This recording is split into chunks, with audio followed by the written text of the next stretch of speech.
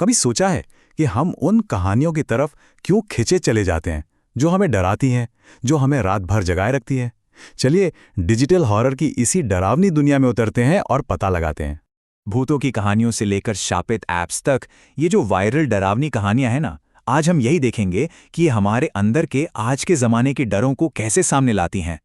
तो चलिए सबसे पहले उन जगहों की बात करते हैं जहां गुजरा हुआ वक्त आज भी जिंदा है, जहां इतिहास की गूंज आज भी दीवारों और जमीन में सुनाई देती है। तो हमारे सामने दो बिल्कुल अलग अलग तरह की भूताहा जगहें हैं। एक तरफ है जमाली कमाली, जहां कहते हैं कि सदियों पुरानी गैर इंसानी ताकतें हैं, और दूसरी तरफ है बरेली का आर्मी क्वार्टर, जहां भटक रही है एक अकेली बेचैन इंसानी रूह। और ये कोई मजाक नहीं है।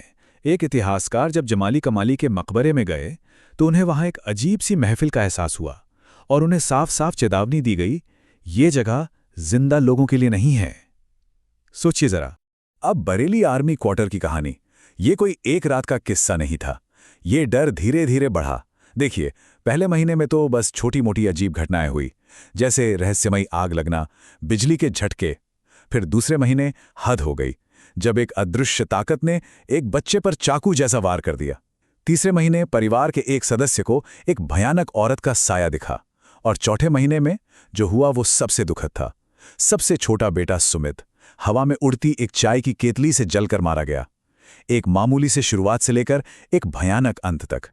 तो ये तो हुई गुजरे हुए कल की बातें, लेकिन तब क्या हो जब डर किसी पुराने खंडहर से नहीं बल्कि हमारे हाथ में रखे स्मार्टफोन की स्क्रीन से झांकने लगे। चलिए अब देखते हैं हमारे आज के जमाने के श्राप कैसे होते हैं। रात के 3:33। ये वो वक्त है जब एक ऐप से बुक की गई एक बिल्कुल नॉर्मल कैब की सवारी एक ऐसे बुरे सपने में बदल जाती है जिसका कोई अंत नहीं। एक ऐसा सफर जो कभी खत्म ही नहीं होता। और ये शब्द थे उस भूत ड्राइवर महेश पाटिल के। पता है, 1 साल पहले एक भयानक हादसे में उसकी मौत हो गई थी, लेकिन उसकी यात्रा कभी खत्म नहीं हुई। वो आज भी उसी रात उसी समय सवारियों को उठाता है और कहता है, कुछ लोग अपनी यात्रा पर अटक जाते हैं। अच्छा, ये कहानी है एक मॉडर्न शैतानी सौदे की। सोचिए, अगर आपको बेहिसाब किस्मत मिल जाए तो आप क्या कीमत चुकाने को तैयार होंगे? सौदा बड़ा सीधा है। पहले तो श्राप को उसके मौजूदा मालिक से लेने के लिए हाँ कहो, फिर आधी रात को एक खास कब्र पर जाओ, लाश को बाहर निकालो और उसकी खोपड़ी में कील ठोक दो।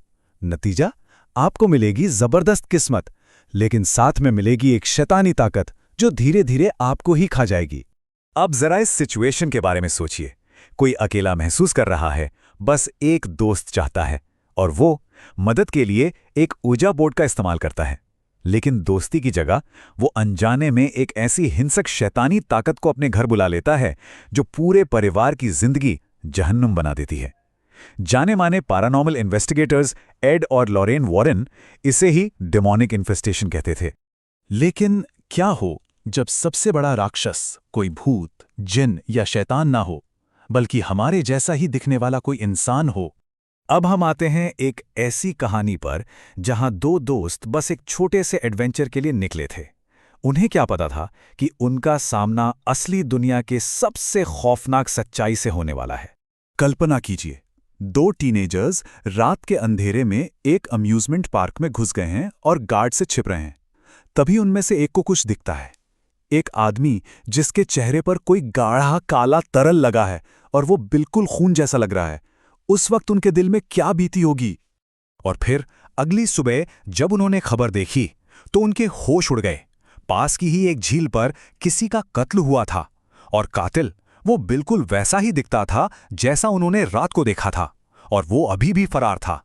तब उन्हें समझ आया कि वो किसी अजीब आदमी से नहीं बल्कि एक खूनी से बस कुछ ही कदमों की दूरी पर छिपे थे। उनका मजाक मौत का खेल बन चुका था। तो ये सारी कहानियां सदियों पुराने जिन्नों से लेकर आज के ज़माने के कातिलों तक, आखिर ये सब हमें बताती क्या है हमारे बारे में?